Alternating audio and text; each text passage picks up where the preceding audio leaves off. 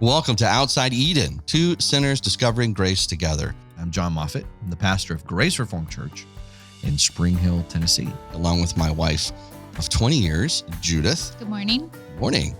And we have 4 children, ages, what are they? 7 to 18. We just had a birthday. And we also just moved houses, which is why this podcast is extremely applicable. Because whenever you move, I don't know your experiences, Judith and I, if you were to ask us, you know, what is one of the most painful things that we don't like to do? Move. Mm-hmm. But we moved houses. We love the house. It's been great. But that was why there was a pause with our podcast episodes. You don't know there was a pause, but we do because we were the one recording them.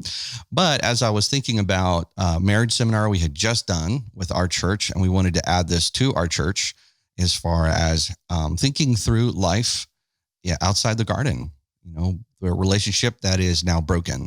And with that comes conflict, especially when you have high stress events, things like buying a house and moving. And we've done that 3 times now. So we've, I think each time have learned something new. Have we learned enough? Can we be done? That's not up to me. If it was up to me, we would have been done on the last one and the one before that. So, you know, we have this new phrase now. We never say this is a forever home because technically when you think about it, not to be super hyper spiritual, but this is not our forever world. And, but we decided not to say that, and we'll see how long we can stay in here. We have a track record of 4 years in each house. Okay, let's jump into this. Conflict resolution. We were talking before, and what won't work is these conflicts aren't what we would call things that repair a marriage, right? These are things that can help facilitate, I think, restoration when there is an immediate conflict. But let's say there is a very toxic, painful, long extended marriage where there is just been abuse on either side. I don't mean physically, but just emotionally. What we're about to offer you today, that's not this episode. If these aren't things that are going to restore a relationship such as that. But when it comes down to, if you're finding yourself, you feel like, man, it just feels like we keep getting into arguments that are just petty over and over and over again. And then they just compound. And then all of a sudden you're arguing about things that is so insignificant. Like, why are we arguing about that? Or what are we arguing about again? We have totally been in those situations before. We're like, what? You know, our first few years of marriage, no one really taught us conflict resolution. And it wasn't light on her parents or mine. It was just something that, I don't know, no one just kind of sat down and said, hey, when you find yourself in these situations, this is what grace looks like. This is what mercy looks like. This is what forgiveness looks like. This is what patience looks like. This is when Paul said, or James, wisdom is understanding, open to reason. Those were things that, you know, we just, I think, assumed upon each other. And that's where the mistakes that was made. So we wanted to sit down early on in our marriage, I guess not early on, but halfway through, about 10 years ago, and keep getting into arguments. And I don't know if we need to be in them because I think we're just talking past each other. So we applied these rules that I don't know where I learned them. We learned them along the way somewhere from different marriage books, some things we takes. So we wanted to just give you 5 practical tips that I think are examples of grace and mercy in a marriage when you find 2 sinners who are both desiring to please themselves, who want to do their own and sacrifice yourself for the other person. This is ways that can create some harmony. And I would say keep the home protected from useless and meaningless arguments, because there are a legit one, because we're talking about like value systems, right? Mm-hmm. Like what do we think about our children? Like, what are we doing with our kids? Right. What's the end goal? Yeah. Their focus. Hey, every we get into an argument, there's like we kind of realize what we're arguing out may not be like, why would 2 adults argue? We both kind of talk to each other about like, wait a minute. What are we really arguing about? Like what is the thing behind the thing? What's the thing behind the thing, right? Mm-hmm. And this happens on both of us. Like if Katie, you'll say, hey, are you okay? And that's meaning, I think there's something else going on and you just haven't processed it or told me, or I do that to you all the time. I'll say, hey, I feel like maybe, yeah, I guess that came off wrong. But my point is that sometimes, what? Yeah, well, sometimes I feel like, okay, I'm missing something. Like maybe she told me something earlier today and I didn't pick up on it. I did to tell you this. And it was like, oh, that's super helpful because it makes sense of why we're in this discussion right now. Right. Or also sometimes I don't even realize something is deep down bothering me. And so when to really think through, yeah, okay, obviously I am irritated or offended And why is that? What has been happening, or, what was said or has gone on? Yeah. And I think what's helpful for this is that what we're doing is we're admitting frailty to each other, right? Like one of the things in our home that we've been talking about more and more is expect weakness beings. And we project ourselves to be stronger than we are. And it's really helpful to step back and go, no, I am a weak, frail person. Maybe I am not observed. Maybe I don't see something, or maybe there is something that's bothering me. I mean, we do this with our own kids. Yeah. And also, I don't know, I can't remember all the steps you're going to say, but I think part of that too is, it looks like we are going to come to this, but I'm just going to say it right now anyway, so I don't forget, is trusting your spouse when they say that to you. Just try, and I can't, I get to be the one who gets to point out right now that you're being irritable and it's not my fault. So I think there has to be trust there, to trust that they're saying this because they love me and they're saying it because they want to protect a relationship. You have to. Yeah, I think it's speaking truth in love. So it's how you say something too. I have done that in the past, completely wrong. Is there something else going on? And that just is, first of all, unkind, right. Like clearly you're the problem in this conversation. Correct. Yeah. Tone makes a huge difference in the person who's saying it. You're right. Yeah. Right. And the versus if I were to say something like, hey, I feel like that this may be something you need to tell me, or I just feel like, I don't know. I just feel like something's off. Yeah, no, like the way I'll say it often is, hey, I feel like something maybe about a little like off or something. And you're like, yeah. And then like, it gives you a moment to take a breath and realize, yeah, I am projecting whatever my struggle is on you. And I do the exact same thing. Yeah, I had a really hard day. I haven't had time to process it. And so I'm projecting it on you, and you just assume I'm being a jerk, right? And that's not fair. And all it is like Judith is weak, and I need to remember that. And I'm weak. I need to remember that. And we have tendencies. And so this has been really helpful, because there are times, I'm telling you guys, everybody's been there. You have a blow up and it is over the dumbest thing. You're like, are you kidding me? Right. We're really going to argue about that. And then the second one I would say is when you're then still, okay, so there is there's nothing wrong. There's nothing behind this. Then when we're beginning to proceed, if it's a very heated conversation, okay, when I mean by heated, it's like, it's not a, who's picking up the kids? Oh, I forgot. I mean, this is significant. We're having a significant conversation. We have to then giving mercy and grace, or I would say the other way he's saying it is being open to reason, is when James says that. If I were to reword that, I would say we need to give that person the benefit of the doubt, as if they're not trying to hurt me. Right. Right. They're not trying to abuse or take advantage of me.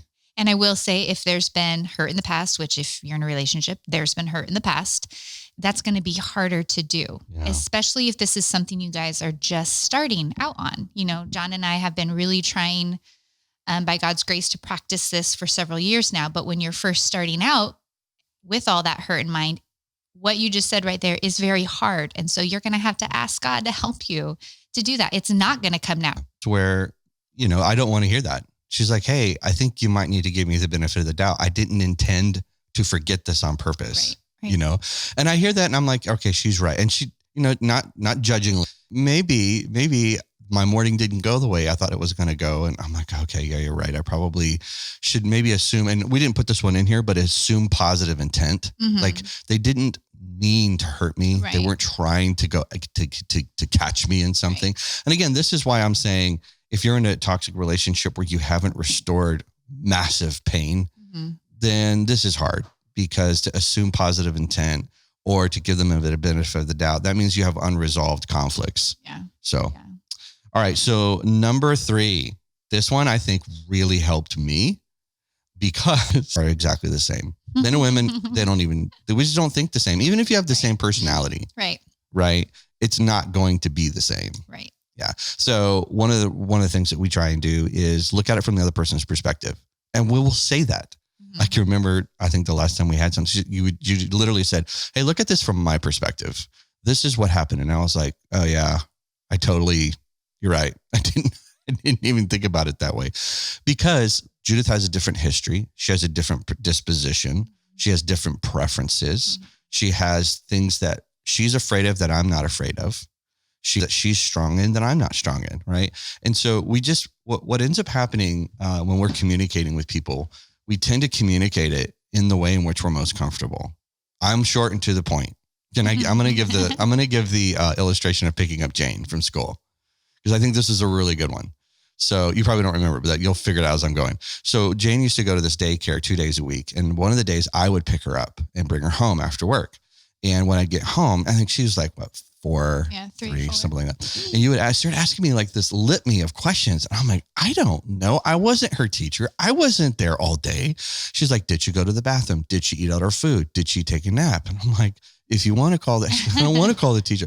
And finally, I had to stop. I think after the 4th time, because I was getting agitated. I'm like, every time you're asking me things, there's no way I'm going to know. And you're like, well, if you would ask the teacher, you would know. And in my mind, I'm like, she's alive. She's not crying. I think she's potty trained.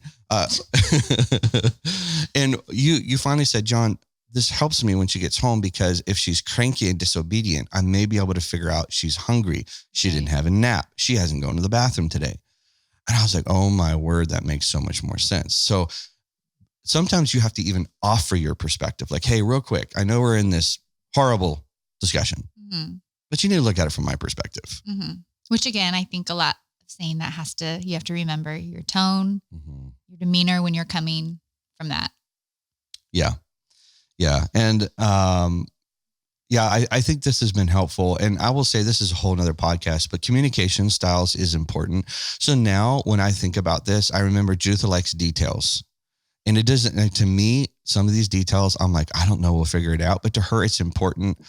And I have to remember that she may know something I don't know, or she may want just confirmation in case something might happen with the kids. I don't know. And so I've tried harder in the future, and I will more, to offer more details, things that matter, things that mean something to you versus, okay, it's not as important to me. I'll even say this, that like, people's opinion of me, I hold a little bit lower, which is not good. It can be. Yeah. And then, you tend to, I think, have a little bit higher of awareness. I wouldn't say you're worried about what people think, but just awareness. Oh, totally. Yeah. And that has been helpful when we go, when we go into that, look, let's, well, I guess we'll be just a little vulnerable here, but when we were first married, we go into public. I would embarrass you all the time. Oh, yeah. Yeah. And I'm not meaning to. You would just say stuff. Yeah, I know. And I'm like an open book. And you're like, hey, I don't think everybody wants to know everything about you. You might want to keep that private. Me. Yeah, exactly. And that helped me just saying, okay, I need to look at this from my wife's perspective. What makes her feel safe? It's not sinful, and all that kind of stuff. So, all right, number 4. And again, these are just helpful rules. These aren't like guarantees. It has to be this way. Do you want to talk about this one? No, I forgot. I was going to say something, so it's fine. It'll probably come up later. Are you intending for me to feel this way? So there are times where I'll get home and I'm expressing something to her, and Judith will say, hey, are you meaning to come across angry and mean? Because that's how you're sounding right now. And I'm telling you, that has been so helpful, because I'm like, no, I'm not angry at all. Or I'll do the same with you. I'm like, hey, babe, are you upset? And you're just frustrated and you're trying to get your frustrations out. And it's not even me. It's like something with the kids or something that's happened. And man, we would get into arguments because I'm like, well, I can't believe she's mad at me. I've done this, this, and this. And why is she mad at me? And come to find out, you're like, Jon, I'm not mad at you. And I'm like, oh, communication styles. Right. But I think it's helpful to say that, because you have stopped and said, listen, I'm not angry. There's nothing wrong. I'm not hiding anything. I just need to. And I know it's petty, and where does that sound? And I'm like oversensitive here, and I know that. And I'm like, I need to not be so sensitive. I'm always afraid. I'm like, is my wife angry at me? Oh man. Well, I like a peaceful home. And so when I feel like there's no peace, it scares me, Sorry, I'm about to get a complex. It just reminded me when we were praying for each other, and Knox was sitting to my right, so he was going to pray for me. You know, if I was cranky that day or what, but his prayer was, help mom not to be upset at everybody or something like that. I'm like, oh my God. Okay, maybe we should touch on that later. No. Anyway, it was funny. Perspective of a 7-year-old is very limited. Anyway. Yeah. Hey, listen, it's good. It's good. If you're meekness and gentleness, hey, I don't know if you mean to be this way, but it definitely feels like you're angry. Mm-hmm. No, I'm not angry. I'm frustrated. I'm trying to think through it. Because that also gives you a moment to take a breath and be like, oh, if that's how I'm coming across, maybe I need to pivot. Yeah. It's almost like if number 3, look at it from their perspective. Yeah. If that's not happening, you kind of can help by saying, are you intending? This is my perspective. Yeah. You intending to give me that perspective? And again, I think tone is really big. Anytime you're addressing them and one of you is having trouble, your tone, the way it is just as important as what you're saying. Mm-hmm. We had this recently. You said, hey, I don't know if you mean to be condescending, but that is very condescending. And I was like, oh, no, not at all. I am not trying to put you down. Do you know what that means? Just kidding. Wait, you know what condescending means, right? Oh, so good. All right. Last one. Understand their communication tendencies. We've kind of done this throughout, but I wanted to just emphasize this a little bit. Judith is a processor. This podcast has been fun for us because I typically record with Justin and we will talk over each other all the time. And so I have to like fight for the mic, and then I get done talking and I'm like, hey, Judith, you want to say something? But in many ways, I'm very thankful because Judith doesn't really say much. She won't say things that she wants to think about it. And so, man, that was a problem when we first got married. I thought you were shutting me out. Remember? Mm-hmm. I'm like, hey, why are you just sitting there? And I would get angry, and you're like, you're not giving me time to think. Yeah. And unfortunately, I'm a talker thinker. You're smiling. I appreciate that. I think while I talk, and sometimes I talk faster than I think, which is just not good. But I'll give you an example. When in a conflict, I'm a problem solver, right? Mm-hmm. And I just want to get it done. Mm-hmm. And sometimes when I say this, it sounds like I'm the spiritual one and the person who's the opposite of me is not, which is not true. But the opposite of me would be someone who avoids conflict. Mm-hmm. And someone who avoids conflict typically tends to be a much more patient and kind person than someone like me. I tend to be more brash and harsh.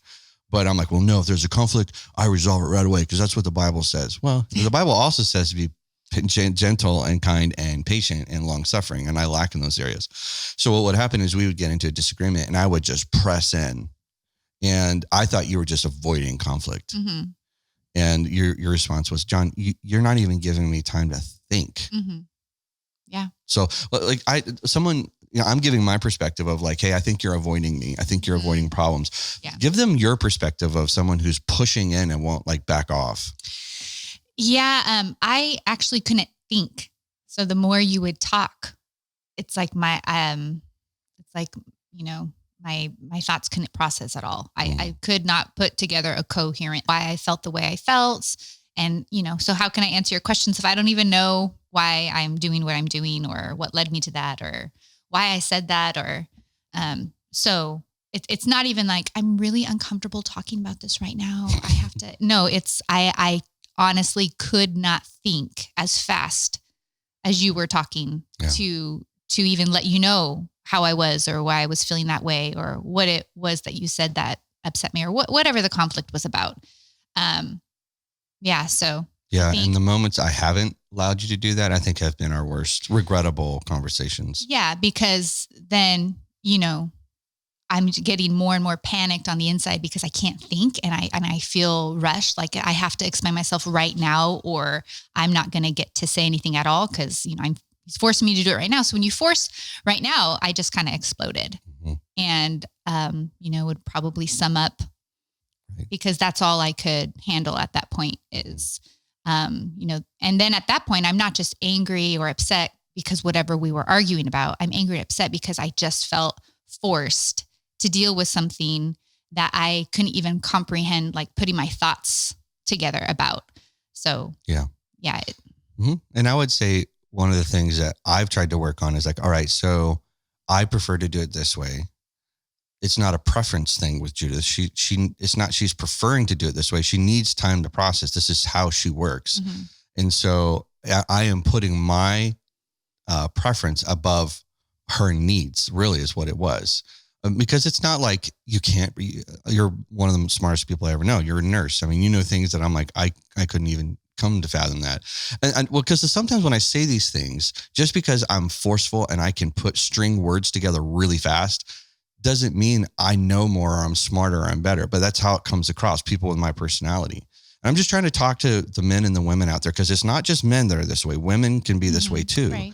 where you just push, and you're like forcing them into a decision, and it's just not fair. Yeah. Yeah. And I think too, it might be just help to remember.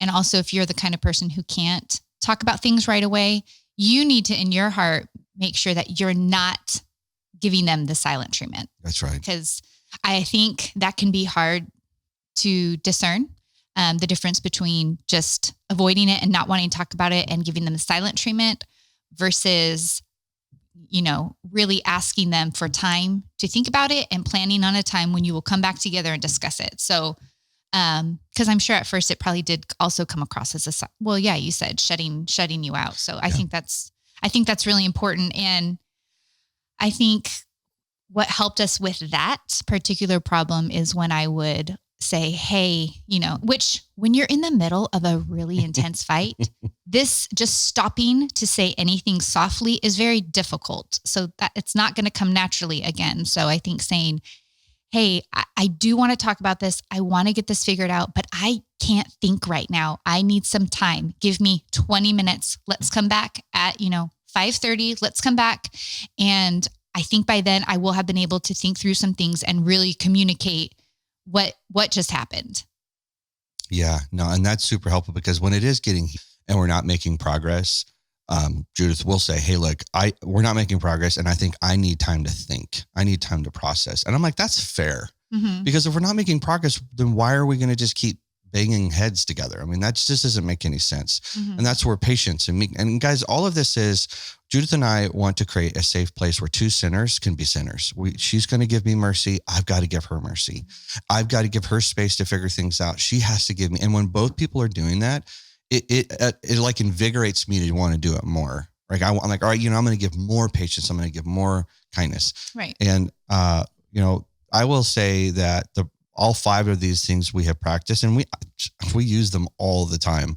And these aren't like, this is how your marriage will be perfect. Right. No, these are what I would call guardrails that keep you from running off the road and causing some damage that's hard to come back from. Well, because also when you're in a heat of argument, you're not thinking clearly. Nope. So just to remember these few things, these truths, I think that can help you think clearly. They do seem obvious. They seem common sense. Who is using common sense when they are in a heated fight, right? That's right. So, but yeah, I think I wanted to add on just how in all of these things, when you're doing these things, they all require vulnerability.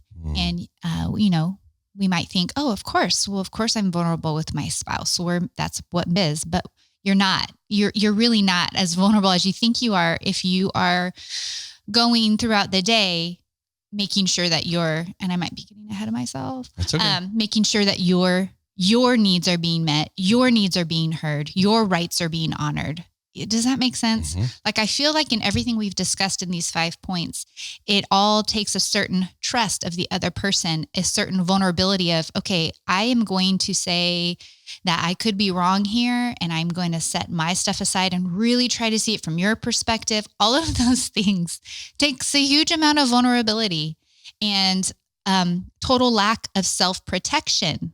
And I don't know about you, but as soon as I am in an argument, I am immediately self-protecting and defensive because I feel like I have to, because if I don't, I will get trampled on or taken advantage of or accused of something that I didn't do or didn't say or that type of thing. So, yeah, I think that's really helpful. So it's steps. You're right. It's 5 different key thoughts to remember, but they're all kind of floating attached to this attitude of, I might get hurt. I might do this and still get hurt. I might apologize when it's really not my fault. I might do all these things. And that's just a part of that vulnerability of dropping the self-protection and being willing to love them, even when you feel like your rights are being taken away. Yeah. Yeah. I think it's that verse when Paul says, consider other people more significant than yourself. Mm-hmm. These are ways to do that. Like, well, how do you do that? And like, well, here are simple ways to say, okay, you're significant in what I think is going to be less significant than when you think. So how do I do that? And it's powerful, not to the point of abuse. And we'll talk about the difference between arguments and abuse. Like, at what point do you throw the red flag and say, okay, this is not two adults communicating together. This is abuse. Like, one is overpowering the other one to the damage of the other person. And we'll talk about that, not today, and how to handle those things. And then eventually down the road, we'll have some comment. Like, Judith and I are not professional counselors. Right. I'm a pastor. She's a mom, and she definitely has some experience in psychology just from school, from nursing. But that's not our profession. So we're not here to do that. We're here to talk to the husbands and wives and the single ladies and single men in our church about how to take the gospel in a church context and use it to make our marriages reflect Christ. And so I'll end with this. This is a verse that we love, but we don't always apply it in this way. But Jesus says, the world will know that you belong to me. You're my disciple. Like, that's a huge thing to say, that I am being taught and following God. And he says, the world will know you're my disciple by the love that people see. And that starts in your marriage. As a matter of fact, your children are the first to witness God's affection in you. And secondly, your neighbors and those around you and your family. And that's not a pressure where we have to be perfect, because love does not mean perfection. Jesus didn't mean that we're perfect, but love is where we are self-sacrificing and we're willing to forgive and seek forgiveness. We're willing to be gracious and give graciousness.